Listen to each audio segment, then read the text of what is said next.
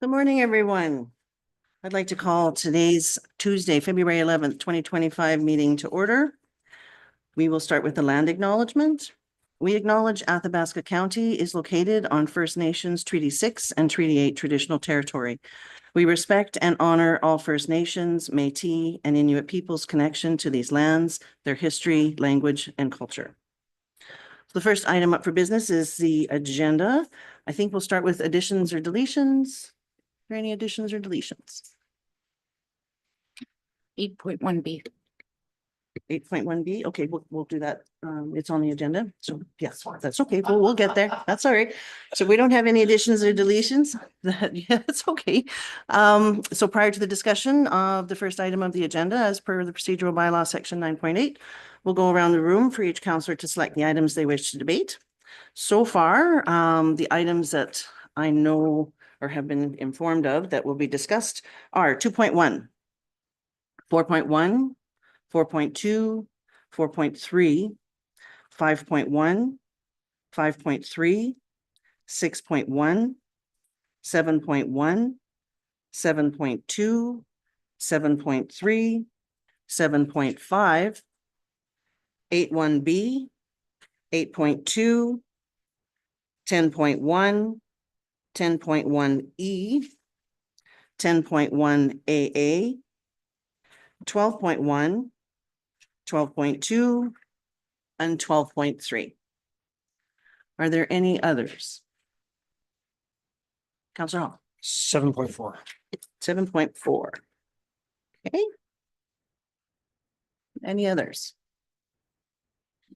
All right, there's motion for Councillor, pardon me? Yes, for sure. We'll go through those one more time.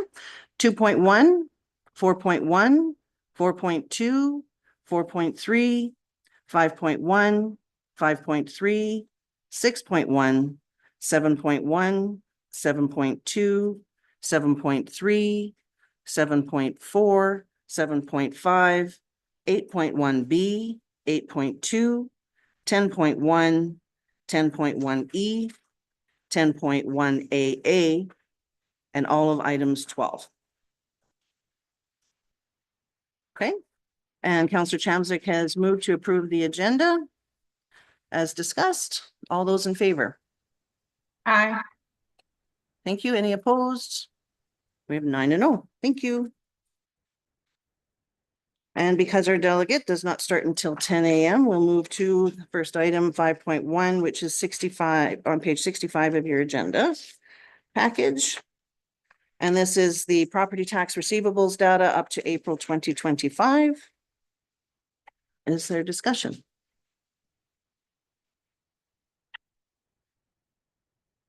Okay, well, the recommendation here is that council receives the property tax receivables report up to December 31st, 2024 as information.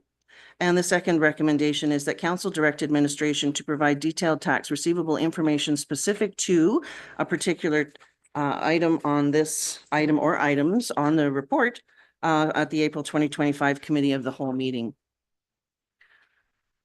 Would administration like to weigh in? Certainly. Thank you very much and good morning. The reason that this motion is before you, the second motion, is that we would like to know specifically what council is looking for with respect to taxes receivable so we can drill down. And rather than giving you the whole comprehensive report, which does take some time, if council is looking something for specifically in the report, then we can at least drill down to that item and provide that information to council. Okay. If you prefer that we bring you the report in its entirety, then we can certainly do that as well. But we just want to make sure we give you the information you are requesting. Okay, thank you. As you mentioned, it takes quite some time for this information. Are we able to get an idea of cost and time that this report would be? Typically for this report that's before you, it takes our tax and assessment officer probably a full day. It's taking information from our software, importing it into Excel spreadsheet, going through the Excel spreadsheet when you've got over 1,000 lines and actually going through it manually. So it does take her some time, probably a full day. And very onerous. Okay, Yes, thank you for that. We so appreciate the information that's here. Councillor Cromwell and Councillor Chamzik.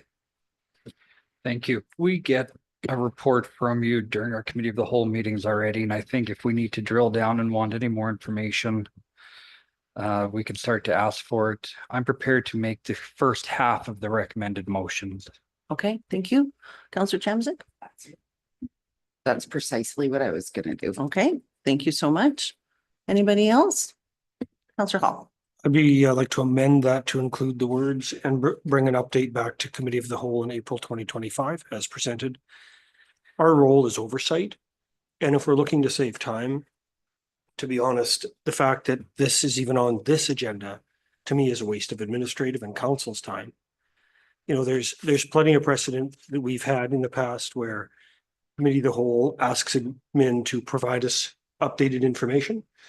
And suddenly it seems like we've had a change in the procedure without a change in the procedural bylaw. And I mean, if I had to, I could name a handful of motions where we've done exactly committee of the whole circle back. So I don't think it's too much to ask on a infrequent basis to see that administration is fulfilling their obligation by looking after the finances of the municipality. And I think given some of the information we, have talked about and closed in previous meetings, and I suspect we'll talk about again today, I think it warrants some oversight to make sure that tax balances that are outstanding are being properly prepared. And this is our fundamental role. Is the administration looking after the resources of the municipality? And I don't think we should throw it aside because it takes a little bit of time. There are plenty of other ways we can waste less of their time than by having them report to us on whether or not they're doing their job by looking after the outstanding taxes and collecting them. And if you look at the fact that we have, $600 and some thousand outstanding from 24, 330 from the prior year and onwards and backwards, there's a significant amount of money there that some of which I would argue should have already been collected had council performed its function and held our administrative team to account on, are they doing this? So I think at least this isn't a request to do this every month. It's not a request to do it every quarter. It's to bring us an update in April based on where we were to see what kind of progress they're making. And then we can collectively decide, are they doing enough good work that we can maybe go 6 months before we get another update? But for me, as a councillor, I am not satisfied with the performance of our administrative team on the collection of these outstanding balances. Thank you for your comments. I would disagree with the fact that I think administration is doing an excellent job. I think that who we have looking after our tax receivables has been doing an excellent job for many, many, many years. And I feel that administration is doing exactly what they need to do to collect and to follow up with anything that is in arrears. So I disagree with your comments. Would like administration to know that there are counselors here that definitely see the work that's going into this and appreciate everything that they're doing. Your amendment, if you would like to, I'm sorry, I didn't write that down. It's as worded under the background. I'm sorry. As worded in your agenda under the background section to receive this report for information and bring an update to committee of the whole in April of 2025.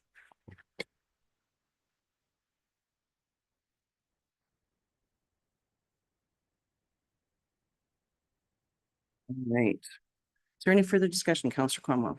Thank you. Through the chair to Councillor Hall, I'm a little bit confused then on what exactly you're looking for, as I think the second half of the recommended motion is actually asking for more of a detail of what you're looking for. I'm not sure I completely understand what information you want to see.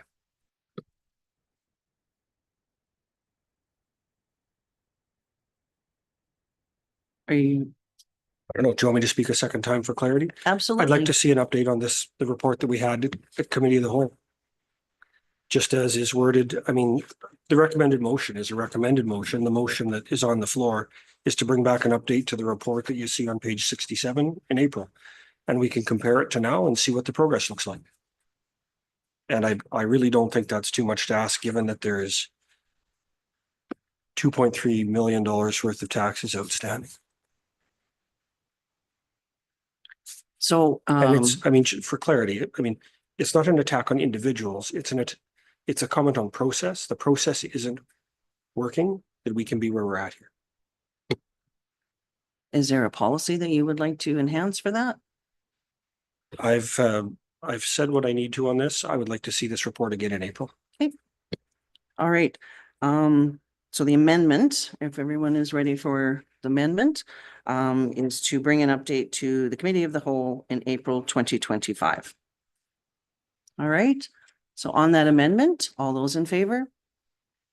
Right. 3, 4, 5, unopposed? 4.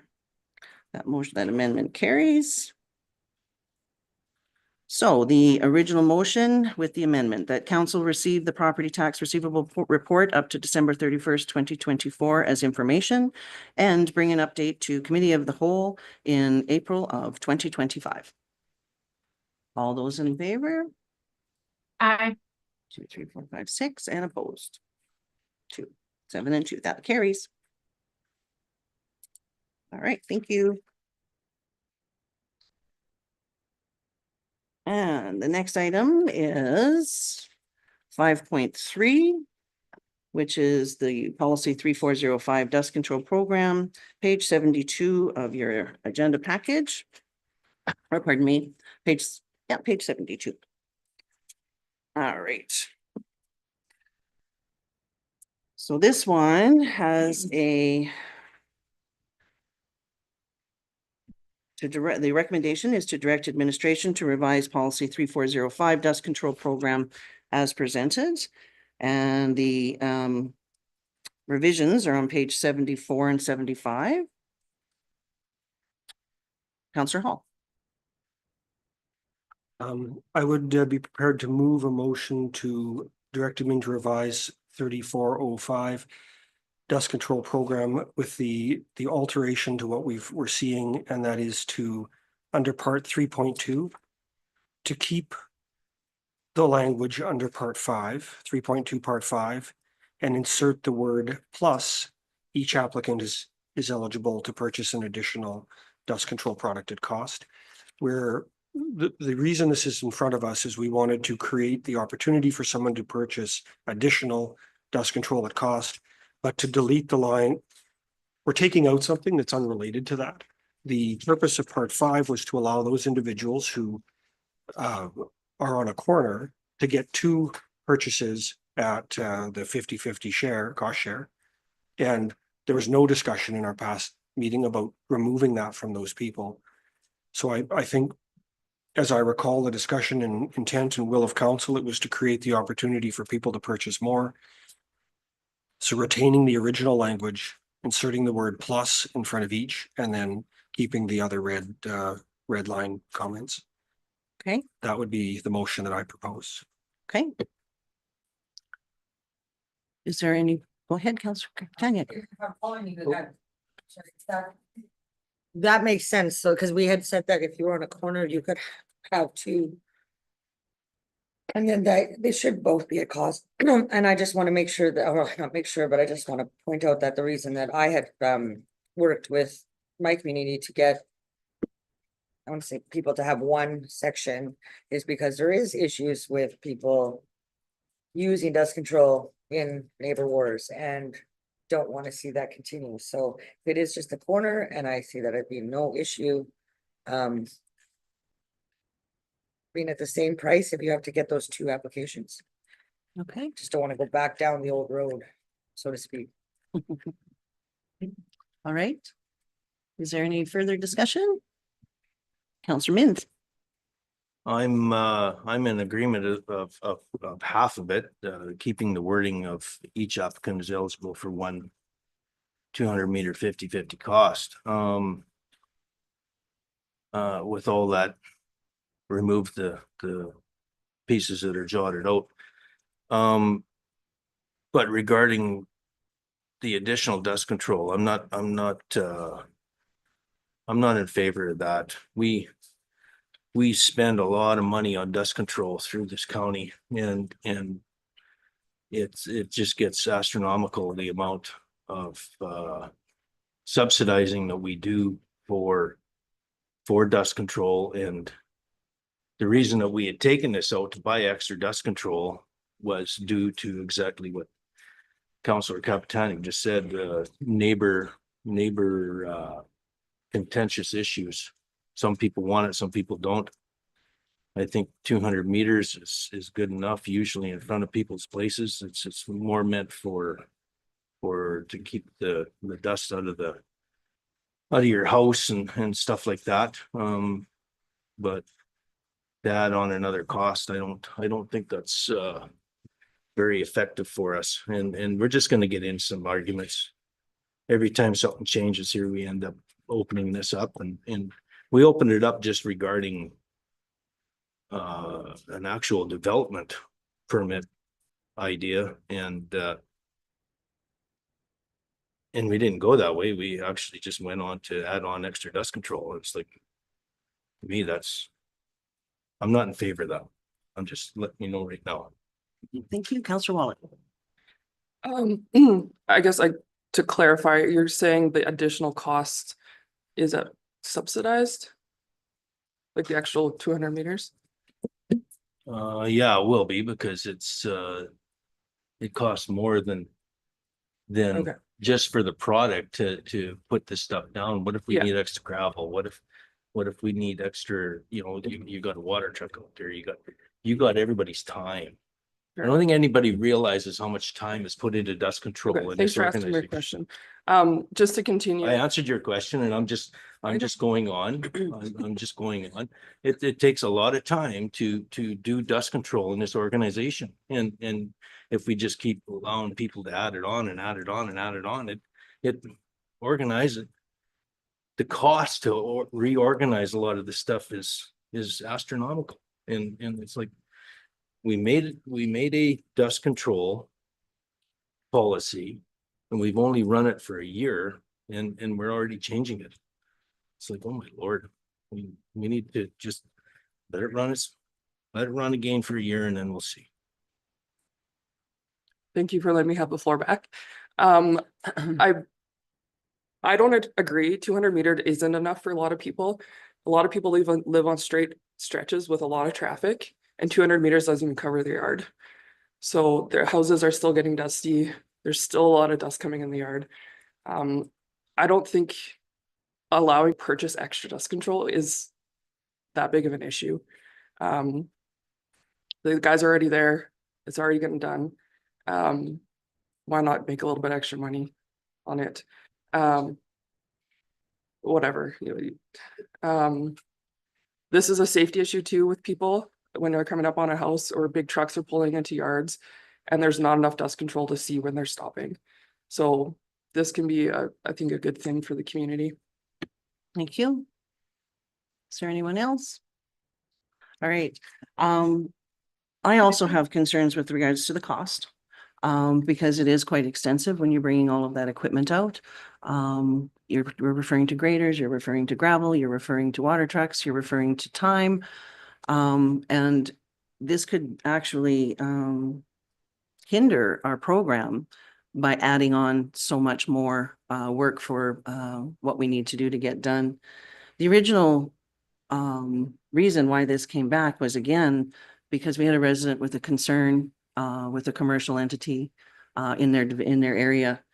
And I'd like to touch on that, because it's really important to understand that this policy that we have in front of us removed the guidelines that used to be in the policy for our administration to have a guide that when we look at this policy and there's a discrepancy or dispute or a concern, it can be brought to the Director of Infrastructure Services for resolution or escalation to the CAO or County Council.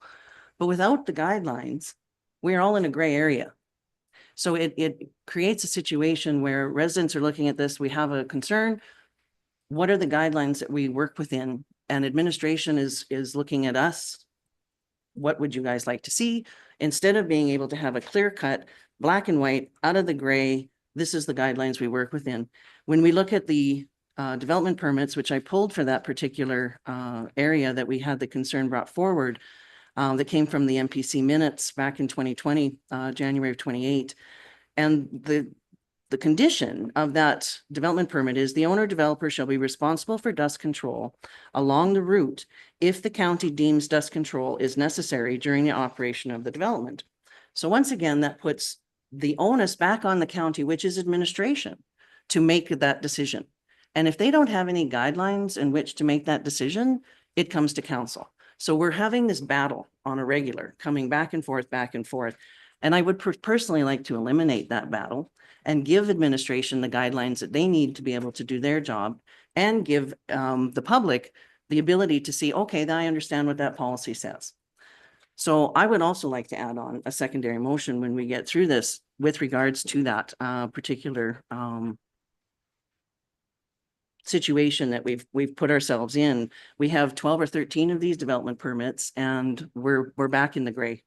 Policies and bylaws need to be straightforward, they need to be clear, and they need to be, I guess you could say, time saving, so that we're not having to have this argument every time dust control pops up when somebody is upset. So we're sitting here at this time with a request to have a motion that is revising the policy, but leaving in item 3.2V, leaving the wording there as it exists, adding the word plus, and each applicant is eligible to purchase additional dust control product at cost. I am not in favor of the plus. Each applicant is eligible to purchase, because again, I agree that it's very it's expensive. It definitely is expensive. We've lowered the cost of the product to our residents, which is a huge I guess discount is the best word I can use at this time. So I would like to add a secondary motion for consideration to discuss before we go into, well, I guess we'll have to wait until this motion's dealt with, and then I'll add the secondary motion. But is everybody, Councillor Anderson? Thank you. I am in favor of allowing residents to add additional dust control, simply because I've heard from a couple residents now who feel that dust control is more of a safety measure, and they don't mind paying full price to have additional dust control, not necessarily near a dwelling, but near, specifically one location is where beekeepers are turning into their beehives. They feel that they create enough traffic and enough turning, but it's a very dusty location, and they want to ensure the safety of the traffic going by. And for that reason, I am in favor of allowing residents to decide if they feel that there's a safety concern and are going to pay for the service to be able to purchase extra sections of dust control. And in addition, I would be opposed, I've always been opposed to expecting campgrounds specifically to pay for dust control along other people's residences or dwellings, because I feel that that is specifically targeting small businesses in our area. And we've heard on multiple occasions that many campgrounds have multiple access points or subdivisions near them or other things that are causing increased traffic as well, and expecting them to be the only ones paying for additional dust control is not reasonable in my mind. Thank you. Councillor Cromwell. Thank you. I understand both the different bits here, but I think I actually agree that the ability to purchase additional dust control is a safety issue and does need to be looked at. And there are many stretches where you're right, it is not enough and it is not viable enough. And actually the comment on bees hit me very hard. I'm a big bee guy, and I realize how important they are to the world that we live in.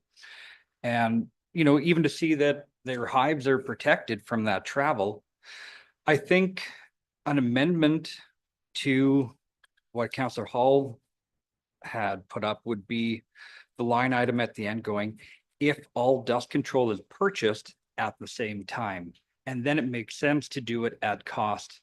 I think some of the conversation we had would be, well, if we have to bring trucks back because now they're adding a second application, they're doing it later. That's where I think our costs are gonna come in more as a detriment. Instead of being able to look at doing it all at one time, I would have a caveat on there that it would have to be a one-time purchase in order for that to happen. Thank you. Just for clarity, when it says each applicant is eligible, when they apply, I believe that that would be covering that they have to have it done at the same time. But I would like to put that over to administration though for clarity on that. Could you specify exactly what you want, Cliff? So we wanted to mention an amendment that made sure that people were not allowed to that people had to make the application at the same time for every section of dust control that they're willing to pay for. Is that Right, accurate? if I may, Madam Chair, occasionally we'll get an application that comes in late or that we deal with. And I want to make sure if we're doing it at cost. Applicant Joe, no, right, asked for his two corners and then realized it's not enough. Now wants us to come back to buy that third one. My caveat for it to be done at cost would be all three would have to be purchased at the initial time and there'd be no going back to add an additional section of dust control. Madam Chair, our interpretation is all applications are subject to the deadline. Okay, that covers it. So we don't need your amendment. Okay, thank you, Councillor Mins. So the way I'm looking at this right now is how convoluted this is going to get. Now, we were talking about adding dust control onto existing dust control that somebody actually got. Now we have another councillors coming in saying that we should be doing them by Bs, by B yards. We should be doing it. Where's this going to end? Like we've taken a residential dust control program. And I tell you right now, we're blowing it up into like we're going to do in front of barnyards. We're going to do it in front of grain bins. Because everybody's got a whole bunch of grain bins out there. So like, where does this end? Like we've taken a perfectly good policy and we're just making it completely convoluted now. And this is why we should not be doing this. Adding anything on. This is for residents. 200 meters is good enough. Plant some damn trees or something. Thank you, Councillor Chamsik. If you don't mind, Chair, I just want to refresh my memory. How many complaints did administration get about our policy? Do you know? Madam Chair, could you restate? I didn't understand. How many complaints was there about our last year's dust control policy to administration? Madam Chair, I'd have to get back to you with that. There, certainly the change caused some stress. Probably more people were happy with the reduced costs than the people were that were affected by any other changes though, because the price was reduced an awful lot. Yeah, it was over by half, so. Thank you. And I guess just in follow-up as well to Councillor Anderson's comment when she said she's against campgrounds, having this impacted by them. It's in there, it's in there. Madam Chair, there is a motion on the floor. And what if we can keep our discussion focused to the motion? I feel like we've wandered wildly off onto unrelated topics and I'm just not sure if it's helpful to the discussion. Well, I'll bring it up then, I guess, when we have the secondary motion come forward, because it is important to have that clarity. If everybody would like to go forward with the voting of, go ahead. Well, as the mover, I would appreciate the final word, if I may. Is that okay, like, are we ready to call the question? Is everyone ready to call the question on this particular motion? So what I would like to say is I think we should just back up just a little bit and focus on the actual motion that's in front of us. We've heard a number of things that are quite frankly not part of the motion and not part of the policy. So don't convolute what's going on with your relevant thoughts about barnyards and grain bins. That's not in the policy today. The amendment is not changing that. The motion is about allowing people who have already purchased dust control to add on a little bit more. And I think it's really critical to look at the last two words, at cost. So how much more do we really think will get purchased when we're selling this at cost? Like, I personally doubt that you would even be able to fill up your fingers if you counted them when you're selling that at cost over the entire county for a year. And so, by definition, at cost to me means this would be net zero to the county. Therefore, the comments around, oh, it's going to run our costs up. Well, not really. If we're charging it at cost, that to me says it's net zero.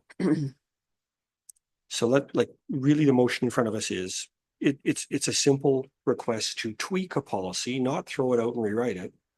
Where we've made it better last year by adding, changing the pricing by some penalties to encourage people to be on time.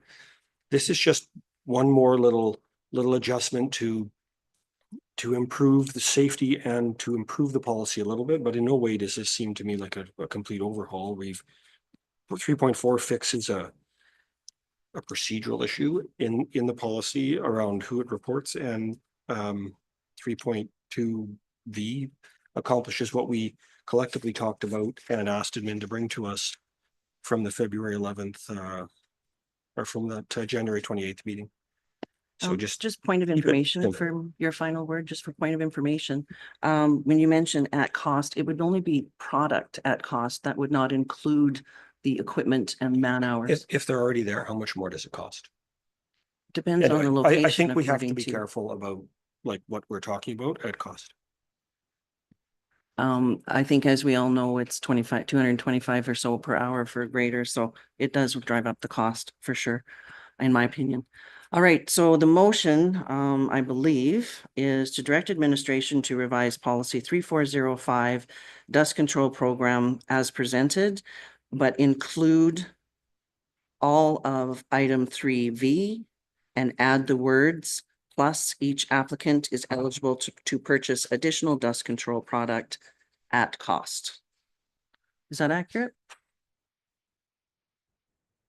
Is that satisfactory? All right. Pardon me? And 3.4 as revised. Yes, thank you. But I believe that's part of the revision portion as well. Okay. All right. So if we're ready for the question, all those in favor? Aye. 2, 3, 4, 5, and opposed?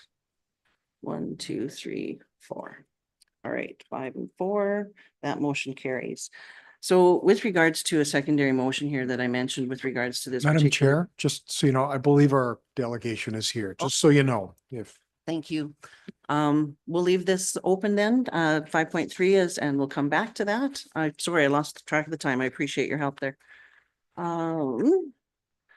If we can just take a recess for 3 or 4 minutes, maybe 5 minutes, so we can bring our delegate in, that would be great. Thank you.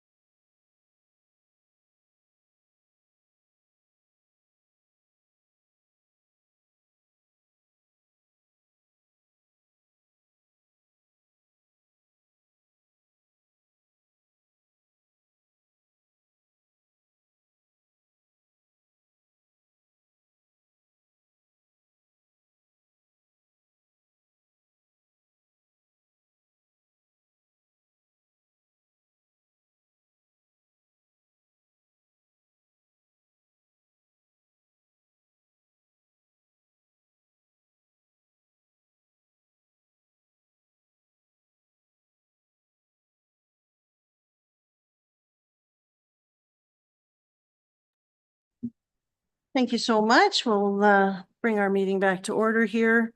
We have our first delegate of today. We have Aspen View here. We'll start with introductions if we could, and I'll start on my right. Rob Mintz, Division 8, Baptist Lake Island Lake area. Good morning, Natasha Kaptaniak, Minnook, New Pine Creek, and Collington. Good morning, Joe Gerlach, Deep South, Rochester Prairieville area, Division 1. And good morning, Gary Cromwell, far north, up to and including Wandering River and area. Morning, Camille Wallach, Division 9, north of the river. Kelly Chamsick, grassland areas. We have Brian Hall, who stepped out, Division 4. Councillor Ashton Anderson, she's on Zoom, Division 3, up there in the Boyle area, Bayonne area. We have Mr. CAO Bob Beck. We have our recording secretary, Leah Blair, and we also have our communications manager, Jordan Schenkelberg. And I am Tracy Holland, counselor for Division 5, which is east of Athabasca, so Paxson, Amber Valley, Parkview areas. And if you'd like to go ahead with your introductions. Good morning, everyone. So my name is Candy Nicopilo. I'm the current board chair. Annie Karsmarchik, I'm the current vice chair. And I'm Constantine Castrino, superintendent of Aspen View. And then we do have a couple other trustees that do serve the county. We have Dennis McNeil, was unable to make it today, and also Brenda Fulmore up from the Smith area, and her ward dips down south. So thank you for having us here today. I'm not sure if everybody has met Mr. Castrinos. He has been well, Tracy, you just met him now, but he's our relatively new superintendent that came aboard with us last summer. Yeah. So he's got a good year and some in, and we're happy to be here. Our municipal meetings are really important to us to touch base with our municipalities and let you know what's happening in Aspen View and open the floor for questions. We are proud of all of our schools within the county. We serve quite a few schools, as you're going to see in the slide, and we just wanted to give you some stats and some updates about some of our county schools. So I'm going to turn it over to Mr. Castrinos, and he'll lead us. And if there's any questions, just please ask along the way. Thank you so much. So I just wanted to start by saying that the goal of today is just to be able to provide updates, the various schools that we serve in communities. Also, toward the end, we ask about how it is that we can continue to build partnership, providing, and this year we're going to focus on trying to give students positive opportunities within communities to do things that are public facing, but also positive. I stress that because sometimes with students, especially as they get older, there's criticism around how they behave in the community, how they present themselves potentially. And we're just wondering if there are any opportunities for students to volunteer or to extend themselves within the community in ways that serve people that are in need and as part of their extended community. So that'll be the focus of this year's ask. I also wanted to just front load something for everybody here, because if you look through the package, you'll notice that Rochester School isn't listed within the package. Rochester School is slated to close at the end of this year, and it's been and continues to be a very passionate and engaged conversation. And out of respect for the people of Rochester and for the school, we didn't want to post enrollment numbers and the rest of that, considering that the school is closing at the end of the year. I will say, though, that to provide an update first and foremost from them, that some of the things we're doing now, beginning now in February and extending into March and April, which is pre-enrollment for next year. I've directed all of our principals to reach out from Athabasca to those parents in Rochester by age and welcome them and offer them opportunities to come into the schools in Athabasca to do, whether it is a private tour, it could be to come in and explore the school itself, the layout of the school, meet some teachers, things like that. So we're going to have activities for those students to do some transitioning for families that are choosing our Athabasca schools. So I just wanted to put that right up front for you. So beginning, we have overall, it's okay. Yeah, thank you. We have some overall enrollment 5-year trends at the beginning of the package. It's up on the screen for you as well if you if you have, we see a bit of a dip from the last year, the last couple of years. Still higher than the dip in 2021, which was at 2,491 students. But that is our 5-year trend, and we're currently projecting to be in the same neighborhood of about 2,580 for next year. If we look at the next slide after that, which is our Athabasca schools, EPC, LTIS, and WIPS, the 10-year trend. They're pretty stable for the most part. There's some a little bit of a decline in EPC, as you can see, from 749. We had a very large graduating class last year. We have another large one this year of about 151 students, as you can see there in grade 12. However,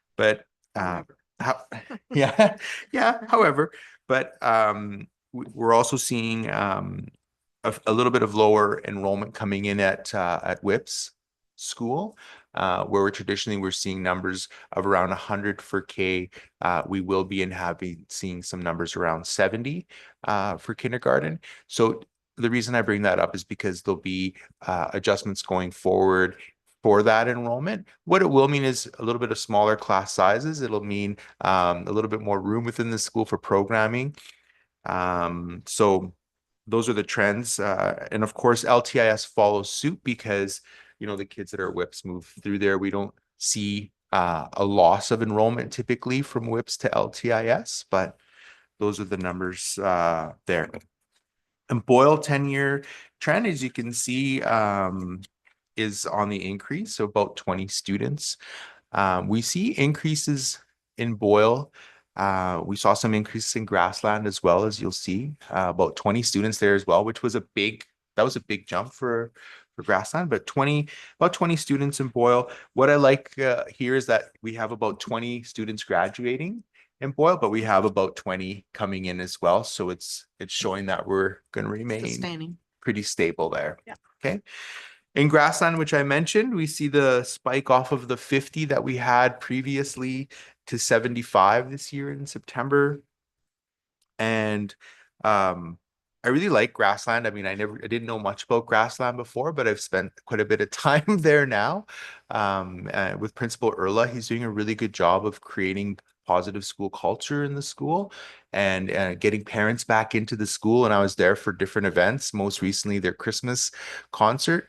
It was really amazing. It was amazing to see just It's a very tight community. the vibe in the school. And I think Principal Erla has done a really good job as to reaching out into the peripheral communities to try to draw some of those students back or historical families back that used to be in, and that could be in the White Russian community and beyond. And that's what he said. That's what I learned by talking to him, is that quite a few of the students that have come in that represent this influx are families whose parents, like the kids' parents, went to the school and wanted to kind of return their families to that school, as opposed to Plamondon or some of those other choices.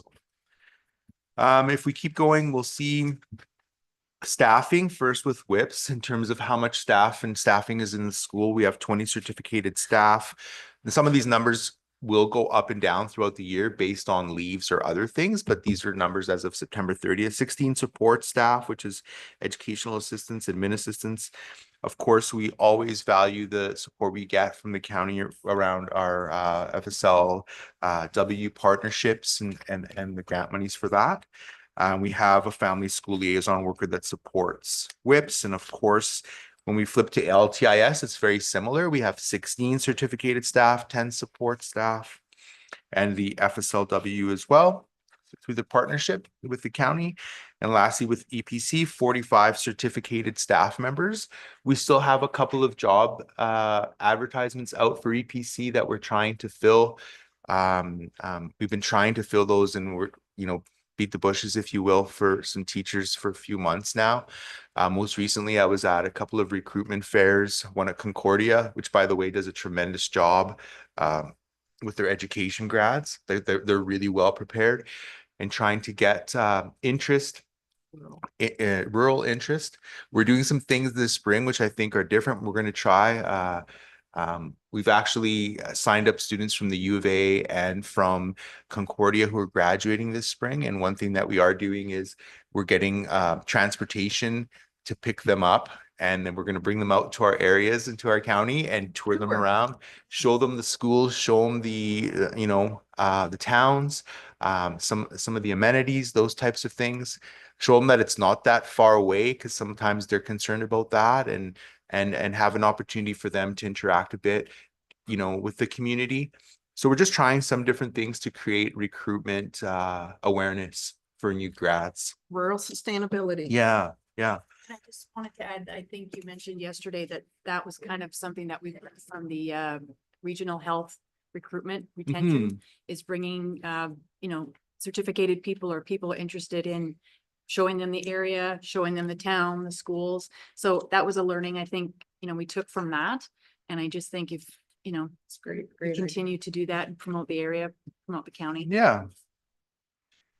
And then we have the cave in here as well, which is an outreach, or obviously an outreach program for us. We have 4 certificated staff members and a support staff member. Our current enrollment is about 32 students. That fluctuates a bit. And just to give you a little bit of an update without saying too much, because I can't yet, we are working on revisioning the cave, rebranding it in terms of what it's called and how we kind of put it out there in the online world. It's very dark name. Yeah.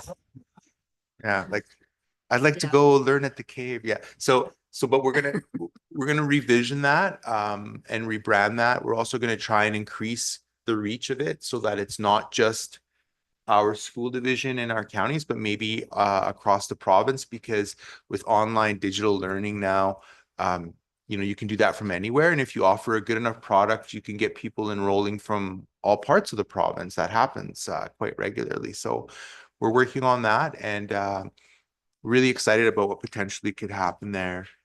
It's about staying up with the times, because that's what school divisions are doing now, is developing virtual programs that are farther reaching than your actual square footage of your school divisions. So yeah, it's keeping up with the times. and that's because and you all know this, but since COVID, some of those artificial barriers, or some of those barriers that have set up about where students can attend school or where students can be, have gone away, and students they can go anywhere now almost through this virtual learning piece or online piece. So that's just something we have to evolve to as well. Boyle School, we have 18 certificated staff and 13 support.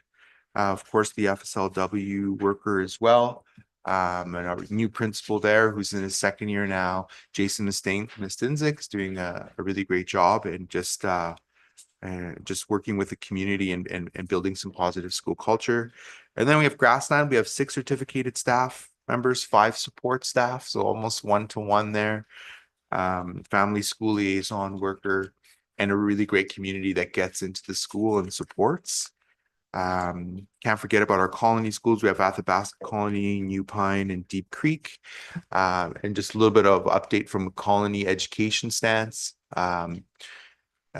These are numbers that are increasing. We're seeing increasing enrollment in our colony schools. So we're working closely with the leaders there to just offer the best delivery model that we can, and working together with them. But as you can see, there's even EAs, we have 3 EAs that are dedicated. So currently Aspen View has 4 colonies within our division, but there are 2 more in Thorhild area that are being currently built. So we will be up to 6 colonies in our division. Yeah. Yeah. And so the last slide's just entitled Working Together. And, that's something that it's a priority for me as superintendent. I know it is for our board as well, this idea of engagement. And this year, as I alluded to earlier, it's about trying to get students out in community in a positive way. I was motivated by this just through conversations last year, even at the multiplex, about how students spend their time, let's say on spares or at lunch, and maybe some of the struggles that people running the multiplex would have with some of our students, or just what kids were up to. So I know that's this year, and hearing from Alex at the multiplex, that's improved quite a bit, because our supervision has improved, and our staff is more dedicated to supporting them in terms of who's there at the multiplex and which kids should be there and shouldn't be there because they should be in classes, things like that.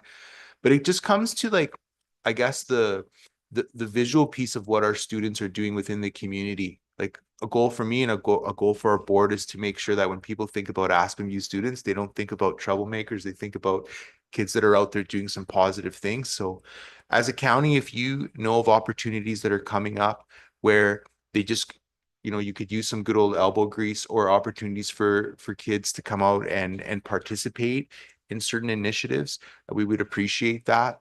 Our principals would appreciate that. We had a doctor who presented at the town meeting. He's building a local produce garden, greenhouse type of an initiative. He's from Athabasca University, so he gave me some materials, and I sent it to our Joe McIsaac, our principal at LTIS, to get some kids for that. But if there are any things like that that you know about that are happening, in which our students could help out, we'd really appreciate those. Well, you as counselors know your communities best. That's right. So where do you need the help in your That's right. communities? Yeah. Right, who do we contact? Because I've contacted some teachers and no Me. response. Yeah, please send it to me. Like you can get a contact to me just by going on our webpage. Like a phone number is there. You can leave a message for me. I'll call you back right away. You can send an email. And what happens then is I'll reach out to you. Maybe we'll have a cup of coffee so I can understand better what it is that you need. And then I will choose either I'll approach the principal from your area and have the conversation, or we'll choose what's most appropriate, or the age of student that's most appropriate. We can have those conversations. Well, there's, I think a lot of different kind of unique opportunities within the county and everything. I don't know, I'm sure you guys are aware of the mentorship program that happens in the school here. And that's an excellent opportunity for children to be able to give back and do some of that public service. Yeah. And of course, senior lodges and Yes. as our children are going, a lot of children are taking those gap years, so on and so forth. Yeah. But even the opportunity to be able to work with our children, whether it be coaching in volleyball, those Oh, types yeah. of things, making sure that they're able to have those references. Really appreciate everything that you guys do. Value the partnerships between the family liaison workers. Yeah. Having 2 children in 2 different schools, it's been great. It's been pretty seamless this year, and I really appreciate Good. the availability to have those conversations and those courses being seamless. How was the transition to a bigger school? It actually went really, really well. The staff has been great, finding the courses. She's taking more of an academic stream, has been beneficial. And like I said, it's been so far a really great year. And for a little bit of more of an introverted one, it's been the excellent push that she needed. And you know what, it was more positive than what I expected as a mom. And when you guys talk about your tours and stuff too, one of the other things that might create a cool, different opportunity. I mean, I'm sure that some of our schools have buses, but there's also the community transportation bus that sometimes is available to do some of those tours as well. Yeah. So, in this weather, my mind always goes to people that are stuck in their homes and communities, seniors perhaps that just can't get out, or they can't, just kind of make even their areas safe, and what kids could do to maybe help some of that. I don't know if you field calls like that from community members who are in need, but like those are opportunities as well. We'll take any of those, because I think that there's an important piece to just, I don't know, being nice and being a good Samaritan, and kind of getting back in the community and doing positive things as a teenager, especially because I think sometimes, teenagers today, it's tough for them. They get criticized quite a bit for being on their phones all the time, or being disconnected, or things like that. Well, and So, goodness knows we need some good news stories. yeah, and that too, right? And so, yeah. May I? Also the Meals and Wheels program might be a great opportunity as well. That would be great. And I mean, even reaching out to perhaps, some of your egg society, some of those people within your networks might be, maybe Mrs. So-and-so might need. So as your wheels are kind of turning about it, maybe you're thinking about a few, different things within your communities, just again, reach out. We can have those organizations. Or and to me, like if you want to have more of a conversation about, what you're looking for, and I can help to to navigate that. Yeah, thank you for this presentation. It's great news all around. Regarding the RAP program, I had a couple of my kids go through the RAP program in that and relatives and it was a huge deal to be able to go and work and get hours and credits onto apprenticeship programs, stuff like that. Where did they do the wrap? Actually, my one son did it with Athabasca County at the shop, Oh, good. Yeah. and the other one did it with the carpentry construction and that. So, Perfect.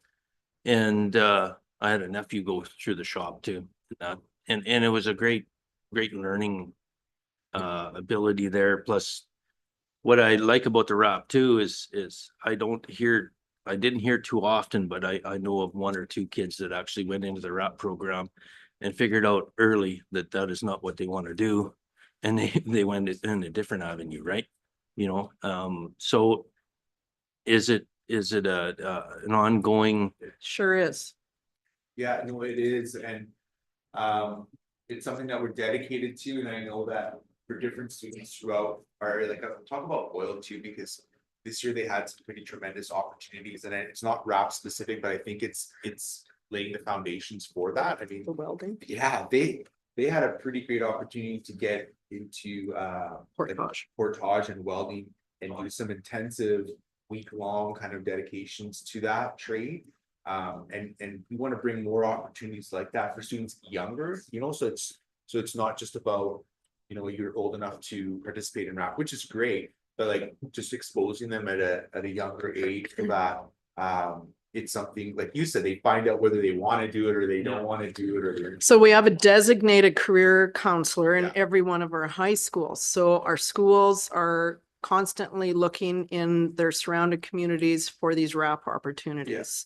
LPAC, of course, has been a big supporter, but we're always in need of more companies and industries that will support our RAP students. So again, reaching out to you guys as counselors, you know your communities best. So if you know of a company or an organization or industry, we gladly take them. I just want to add that in the works, again, is going to be the RPAP Skills Day happening at the multiplex again with EPC students and Boyle students. Date hasn't been picked yet, but that has just found to be really successful. Even if, you know, we don't get the RPAP grant, we're very supported by the committee to make that happen, and we get great support from the community for that.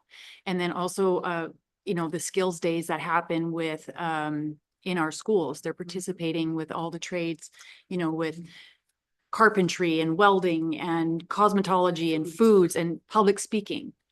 Was one of the things that came up as well, that it's not just for 4-H, they're happening in our schools as well. And they're happening also at a junior high level. They're not just waiting till they get to grade 10 so they can grow through that program.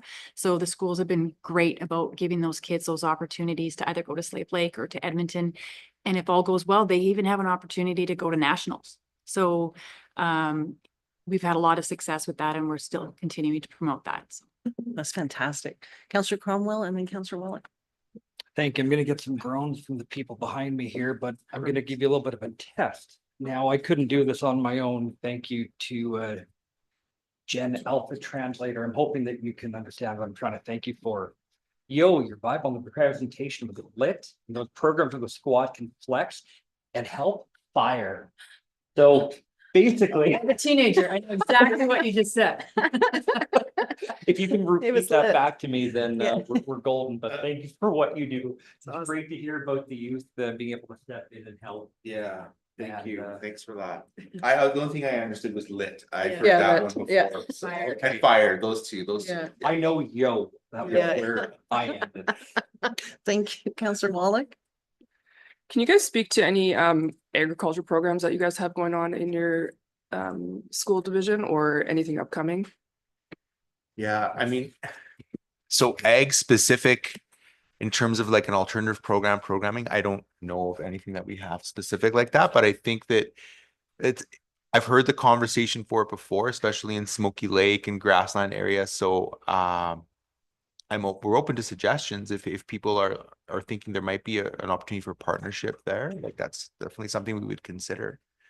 You know, the Alberta Egg Societies, Alberta Egg Service Board had spoken to you guys last year. And so I know they have a lot of information and moving Okay. forward. Wait, what was that, Alberta? No, ASB, Alberta Agriculture Service Board. The service board. Yeah. I remember years ago, there was the green certificate program that would help with that transition, but other than that, I can't recall. The the green certificate is still current. Yeah. We do have, you know, the odd, student that would access that program, throughout the years. It's promoted as much as RAP is Right. throughout. It's just that our farming families are few and far between these days. It's a lot less than it once was. And so those opportunities are not taken as much. So, Yeah, it's definitely changing. yeah. Thank you. Councillor Hall. So I think, you alluded to this, and I agree with you that I think, along with parents, schools have a role in developing good citizens. And earlier, the superintendent mentioned the multiplex. So my question is really, aside from the hockey academy, can you share ways that the division has worked cooperatively with the multiplex to enhance programming and extracurricular activities for students in the region? So basically, what do you do to differentiate yourself and to be a place people aspire to go to? Well, that's a good question. I think that knowing what the timetable of EPC specifically looks like, because I mean, with almost 800 students, that would be the largest participant, if you will. There is a lot of interaction that happens programming wise between the multiplex and EPC. They're in the building every day. They use that building not just for curling and track and the other pieces, hockey academy, as you mentioned.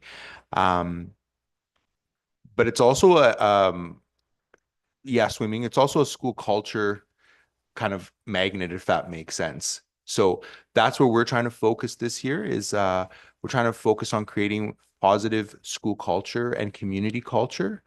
So if the students are going to be there, they're going to go there for their lunch, for instance, and to have lunch, that they're doing it in a way that's respectful. Okay. That's the best way I can put it. And then we're making strides because as I did mention, we've had meetings. So Sean Morrison, who's one of our principals, meets with Alex and other members of the multiplex to kind of get feedback on an ongoing basis, if that makes sense. Her name's Rhonda. Rhonda Alex, right? Is that? Yes. Yeah, sorry. I use her last name. Yeah. So yeah. Miss Alex, I guess I should say, but they have been meeting to just make sure that things are moving in the right direction. And I did receive, I was CC'd on some communique that did say, and I went to a meeting early in the year that did say like things that are quite a bit better. So, but you're right in the sense too, that we're always looking on how to improve our product. Like as a school division, I want to make sure that we're putting opportunities out there for kids that attract families and kids. That's the nature of advancing and being progressive in education. I think one thing that we are doing, and I alluded to earlier, is how we're going to offer not just outreach, but more virtual and at-home opportunities for kids as well. I'm not a fool, and it's not that I don't notice that home education is becoming more popular. So I'm asking the question why, and what is it that we can do as a school division to pivot and offer a few more opportunities that way.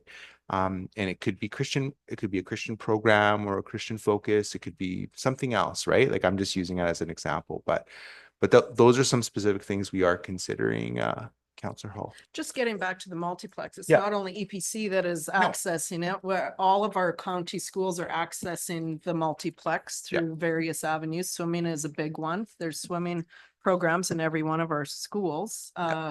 So that's very positive to see. I know specifically in Boyle, they took groups of kids swimming. The rest of the groups got access to the field house to do whatever they wanted to do in the field house. So just to add into, because it's not something that's been talked about too much, but I can give you a little bit of information. The other thing we're considering doing, or we're working on doing, is working with the university to offer, I would say, world-class opportunities to students, secondary students, especially in the sciences, getting into that building more and cooperating and sharing like the lab spaces that they have built in there. We're designing some programming together that I think will be really unique, and along more so the mandate of the Minister of Education and being collegiate style, or something that transcends, high school, secondary students and post-secondary.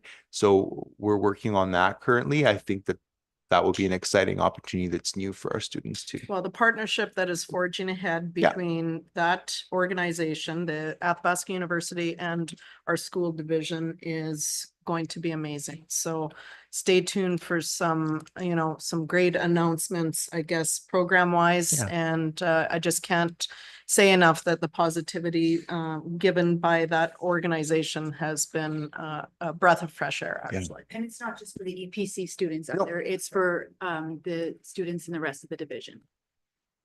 Yeah. So the chair mentioned looking for some good news stories, and so I just wanted to give you the opportunity to comment on the student teacher ratios across the county, which look good. Student teachers. Your student teacher ratios. Oh, student to teacher ratio is that? Yeah, no, Want to and share anything about that with well, us? well, absolutely, because I think, and I'm, Perspective from yeah, your former. yeah, and when I first came to Aspen View, I mean, I'd been at Grand Yellowhead before, so it's a rural division, but still not to the same extent as we are here. Like our ratios when it comes student to teacher, our class sizes, but then also the ratio in terms of how many admin assistants or support staff we have in with students is rare. Like, I mean, especially coming from an urban setting where I spent 20 years, you wouldn't see 13 EAs in the school with 16 full-time staff members. Like, you just wouldn't see that ratio. You would see more like 4 or 5 EAs with 16. It's usually about half as much, I would say. And having class sizes around 20, and in some cases smaller than that, those are really, those are positive instances for all of our kids. We want to, I mean, it's a priority. We want to keep that there. It's always a challenge each year with our, our allocation and our budget, but it is something that is a positive. Thank you for that. We've just got a couple minutes left. Anything to add there? And if I may, I would just like to thank you very much for being here today and for all the work that you do. I also have a student in EPC, and he's excelling and loving every minute of it. So that's huge and makes mom happy. But the CAVE, the Center of Alternative and Virtual Education, is such a huge asset in this community and allows the kids to ladder up. It allows them to adjust their schedules if they're going to choose to work. I think it is such an amazing program, and would like to thank you very much. And for it's that. accessed by the entire school division virtually. Absolutely. So Absolutely. It's Yeah. absolutely fantastic. and If it's been huge. you enjoy it, that's really great to hear. Thank you Mhm. for that feedback. And I think that, as you stay tuned into next year and that, I think the changes or the enhancements that are coming, you'll really appreciate. So Absolutely. No, thank you very much. Councillor Hall. This was in the news a little while ago, and the last time the division visited, there was a question about cell phone restrictions in the schools, and I think the answer was that it's a parent's responsibility. So now that the minister has weighed in and made it a division responsibility as well, kind of a shared thing, do you want to share any comments on what you've observed since that's been in place and how it's impacted the schools in a positive or less positive way? sure. No, thank you for that question. I think overall it's been really positive. I mean, hey, am I going to sit here and tell you that all the teens love the fact that they can't have their phones in school? No, that's not what I'm going to say. But was there grumbling? Yes. Was there a lot of finger pointing in the beginning saying like, I'm not allowed to have my phone and you made me take my Apple Watch off and I can't have any of these things anymore. My teacher has a cell phone. So we went through those growing pains. And so I had to outline for staff, Councillor Hall, like when you can use your cell phone, like you can have it if it's part of your job for the day or part of your assignment or you're on a field trip or it's an emergent need or whatever. So those are the pieces we're trying to balance and still trying to balance right now. But what I can say is the amount of drama, for lack of better words, that is happening first thing in the morning on a Monday after a weekend or something like that, or after we've had bus cancellations because of social media in classrooms.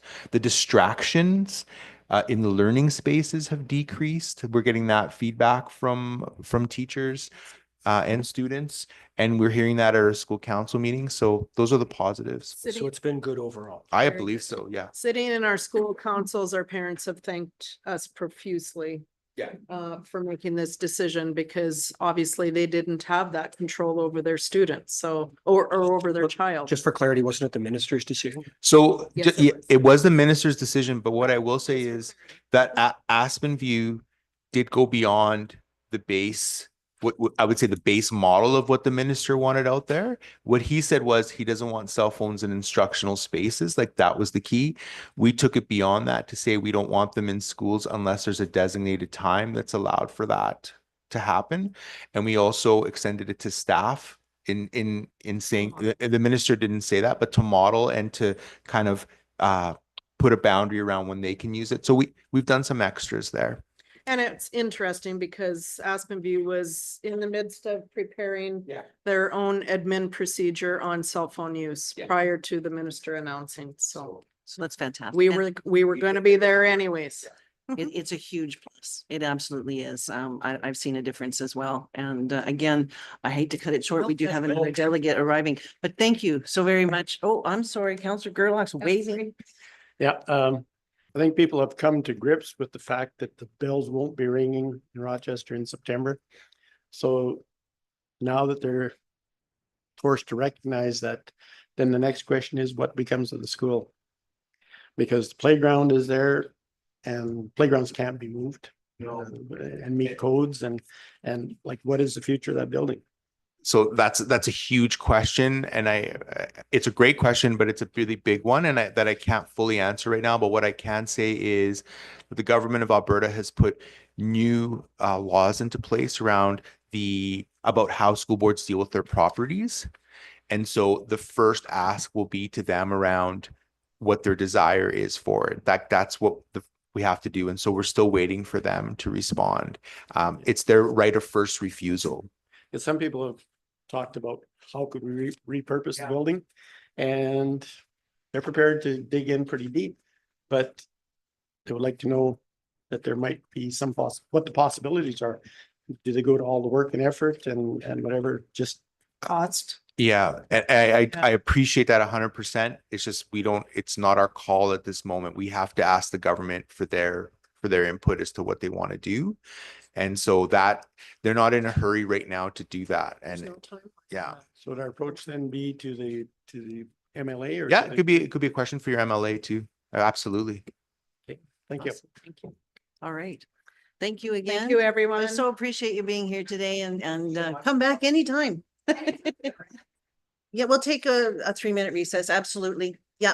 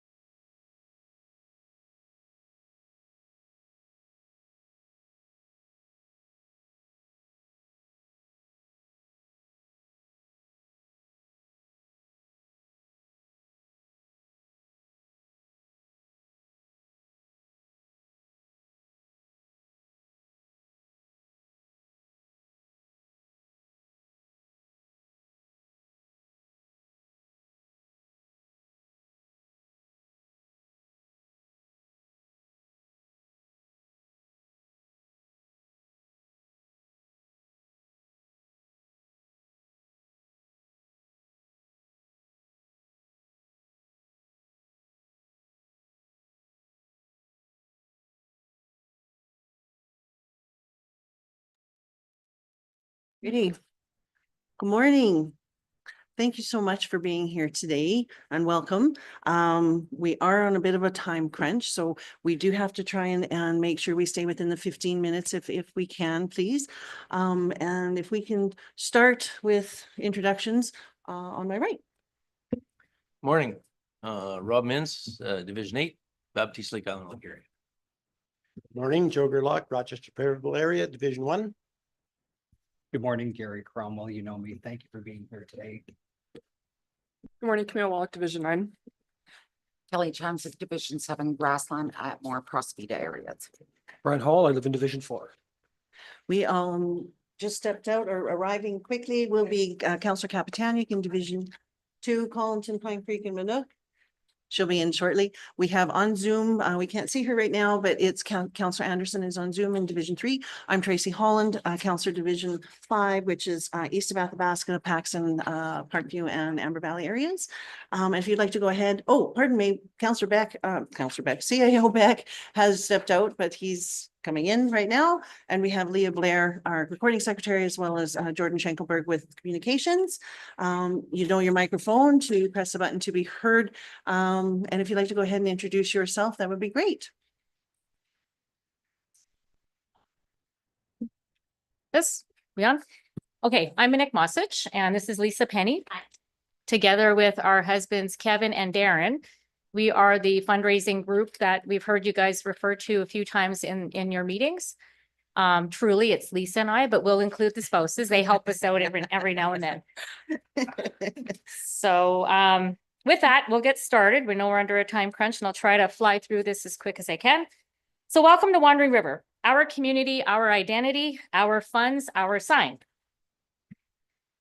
So how on earth did we get from this Wandering River sign purchased with our funds to this Athabasca County community sign purchased with our funds?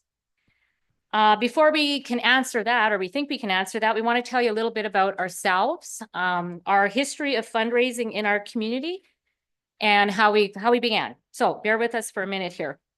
So we, the Mossiges and Pennies, are lifelong and 17-year residents of Wandering River. As campground owners, we have always acknowledged the impacts, both positive and negative, Gary would know, that our businesses have had on our small community. And we've always worked hard in our community to establish positive relationships and to make our community a better place. So how it all began in 2016, the influx of evacuated Fort McMurray residents greatly compounded that impact, as hundreds of evacuees took up short-term residence in Wandering River campgrounds, including ours. The community welcomed displaced residents with open arms, and within a few days of the evacuation, the student population in our school tripled from 25 to 75 students, and you can read about that in Appendix 1, the article from Town and Country. These families were extremely grateful for our school and for the generosity that our community had shown them.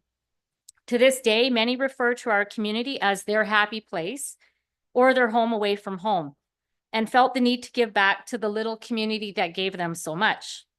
Later that fall, we began to organize a Wandering River School fundraiser golf tournament as a means for our campers to do just that, to give back to our community.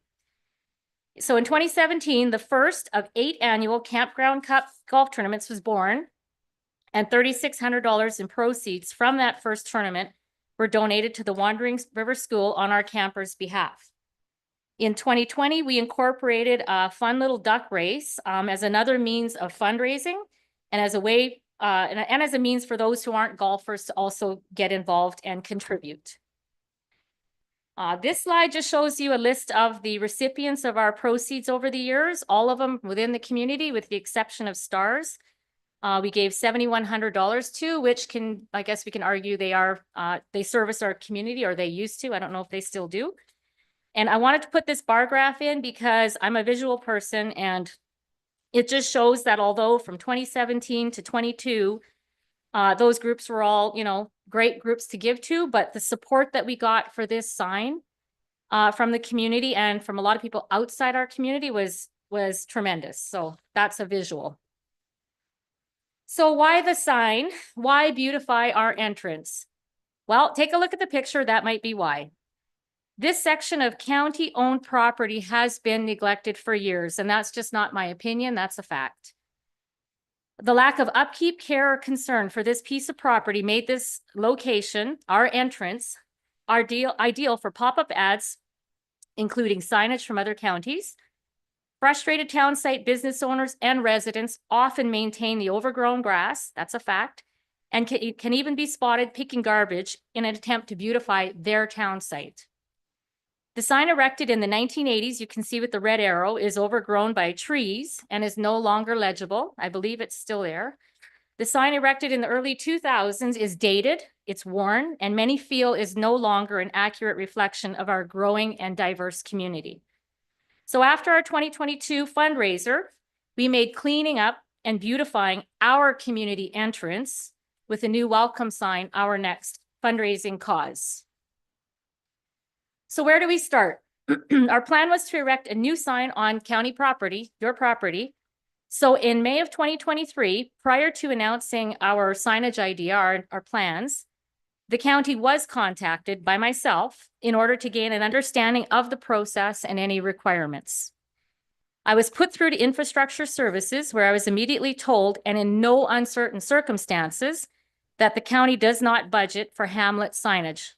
Despite no intentions of seeking county funding whatsoever, and to be very clear, we have never asked for county funding. When it was understood that we were planning to fundraise, I was given ATS Traffic's information as someone the county uses for their signs, and was told to reach out to them for a design and quote. Permit shouldn't be a problem because they're a reputable company, all that stuff. So our path forward was then established. We knew what we were going to do. We got the quote. That's Appendix 2, I believe, which includes installation, by the way. So ATS was contacted after a few back and forth emails. We settled on our design. I was given a quote. In June, our fundraising project and financial goal was announced, and we set out on 2 years of fundraising. So this is the sign that we received that overwhelming support for, as you saw a few slides ago. So overwhelming meaning 120 golfers, 2 pages. So I know it's redacted, your copy. So 120 golfers paid $20,200 to play. I'm going to jump ahead to the ducks. 500 ducks sold, which brought in $10,000. And then last but not least, our generous sponsors and donors, we got amazing door prizes, but we were given $20,950 in cash towards that sign.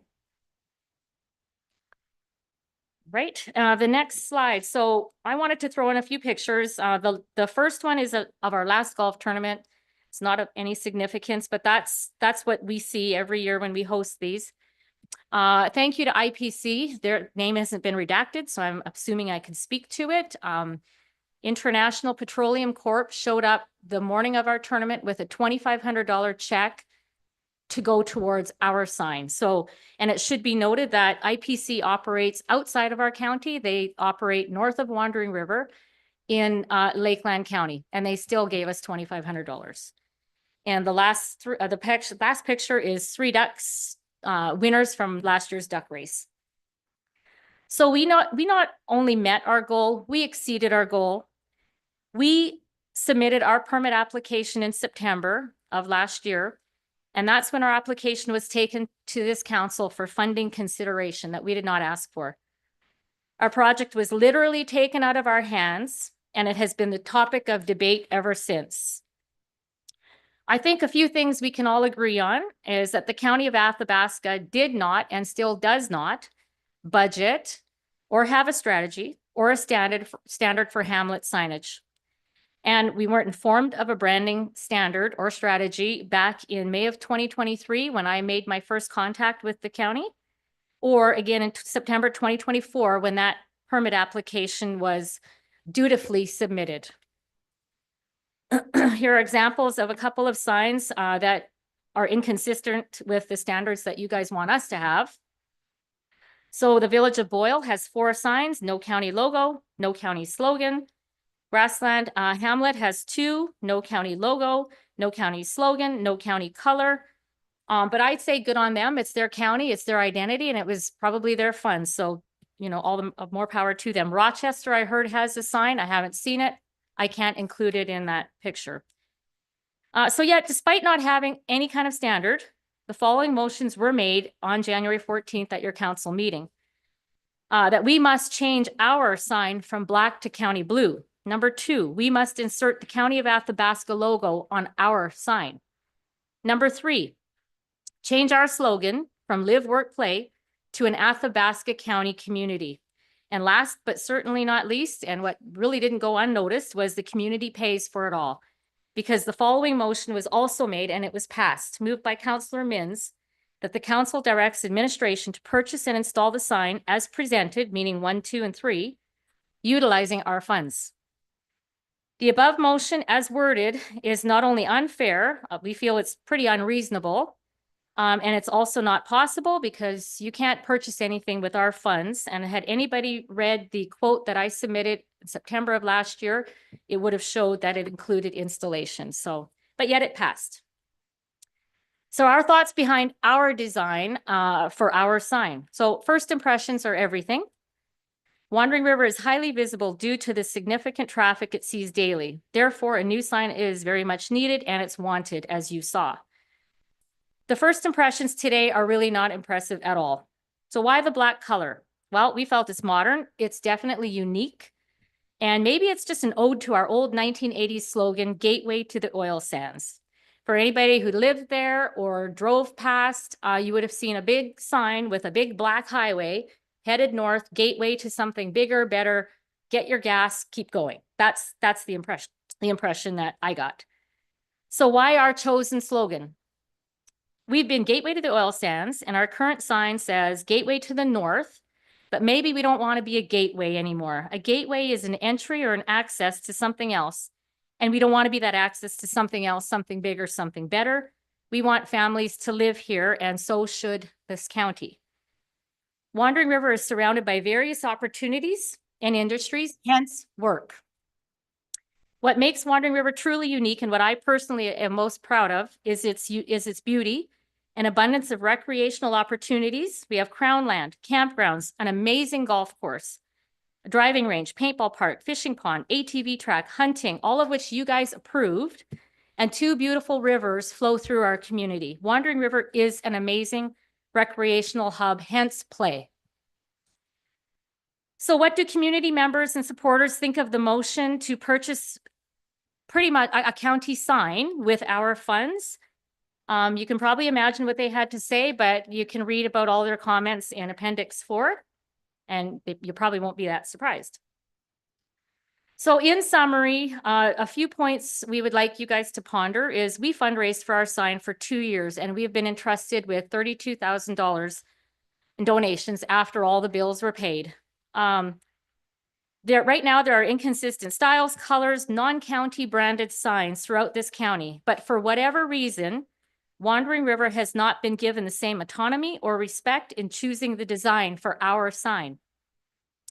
The January 14th motion that took our community's authority or autonomy away from any and all decisions about our fundraised money, our sign, and our identity has further fractured the already fractured rapport between our community and this county. We never asked for county funding. Our only ask was for a permit, and it was in September during the permit issuing process when our project was taken forward to council for funding consideration. And we want to stress that although we truly believe that that decision to do so was very well intended, and I understand it completely, and I was in favor of it, I'll be honest, we thought it could be a win-win. It should never have gone to council. We never asked for it to come to council, and we should have just simply been issued our permit. End of story. Now, this should have also been a great news story for our little community and for this county. It may have even incentivized other hamlets to do the same. Instead, this is how the public sees this story, especially us in Wandering River. So Wandering River gets an Athabasca County sign purchased with our funds. That's what it appears like.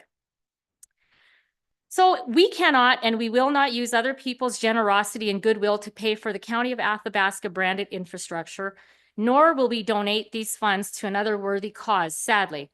There are lots of groups that could use $32,000, but it is not our money. And it's not, and we aren't at liberty to just give their money to a different cause. That being said, our community could very well end up with nothing to show at all for the $32,000 that we worked very hard to raise. Helplessly watching the sign saga, as I call it, unfold has taken the wind out of our fundraising sails. In September, after this project was taken out of our hands and took off in the direction that it did, completely sideways, maybe backwards, we made the decision that our 8th annual and very successful golf tournament was going to be our last. One thing I'd really like everyone here to consider is most people want to be transparent and want to follow the right processes, and they want to do the right thing. But please don't ever be perplexed when some choose to cut corners or not get proper permits or to not disclose information, because this is a prime example as to what can happen when one does the right thing. So in closing, we are asking council now to do the right thing by reconsidering the motion moved by Councillor Mins that council directs admin to purchase and install the sign as presented, 1, 2, 3, utilizing our funds, and to allow us to go ahead and proceed with our sign purchased with our funds. We are also asking council to direct administration to expedite the permit application that we respectfully and dutifully submitted back in September of 2024. Thank you for your time. Thank you very much for your presentation. I sure appreciate the information that you provided for us today, and all your words that you have spoken will definitely be well considered. We do have another delegate coming. I don't mean to rush, but Councillor Cromwell wanted to have the floor for a few moments. Thank you very much. Ladies, I appreciate everything you've done. I've spoken with easily 24 people, not including Facebook and comments about this sign. And clearly the people have spoken, and we have to remember we work for the people. I'd like to commend the citizens, you two and your husbands, where they do help out, for the incredible work you've done in the Wandering River area for almost the last decade. Your efforts have been noticed in the community, and now they've most definitely been noticed in this room. I am very proud to hear your passion and determination as you speak, and I thank you for that. I had a ratepayer actually talk to me about this sign, and I was given a quote that has stuck into my mind very much the last few weeks. I'm going to share that quote with you today. All animals are equal, but some are more equal than others. George Orwell from Animal Farm.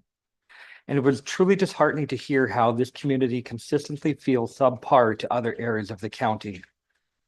I do fully believe that it was with the best of intentions that this was brought from administration to council, while realizing that you did not ask for money, funding, or installation, only a permit to put up a sign. And I will remind you, as you know, I spoke to that department as well when we talked about this sign and was told the same thing you were. The county does not pay for that. That is a community initiative. And I got those very same words brought to me. Realizing we have no sign standard and that other communities have received signs in some fashion, and that our own land use bylaw does not speak to the requirements of branding. So to you, I say thank you. I personally believe your sign is beautiful, as Wandering River sits on one of the busiest economic corridors in the province. It is a stunning and picturesque place to live and raise a family. I know that such a sign will increase the visibility of our community, increase the pride and morale of the residents, and be a testament of what community truly is, as this sign was truly an example of community. Something Wandering River has always been portrayed as a core principle. And I know, as you've even brought it up, I know a community to the north that tens of thousands of people would attest to these words I've just spoken.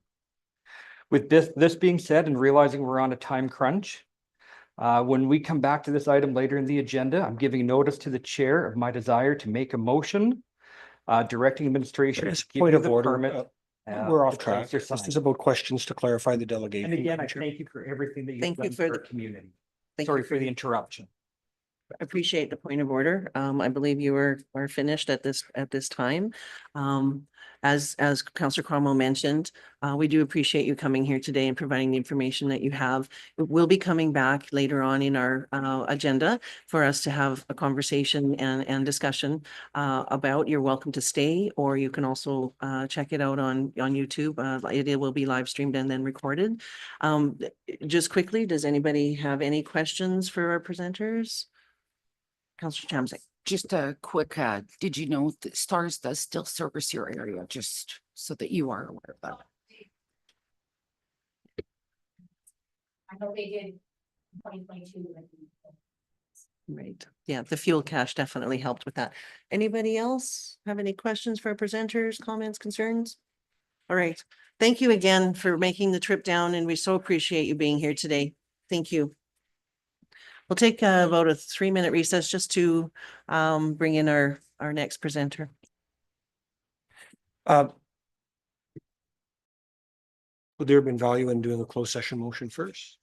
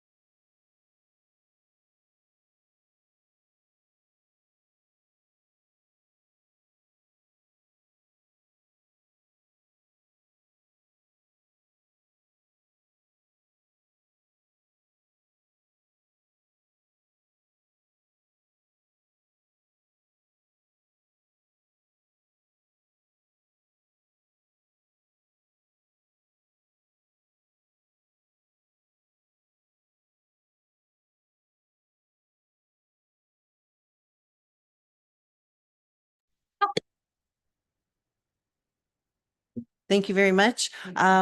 We are going into our 4.3 of our agenda, which will be in closed session. Is there a motion? Counselor Cromwell has made a motion to go into closed. All those in favor? And opposed, none. That motion has passed.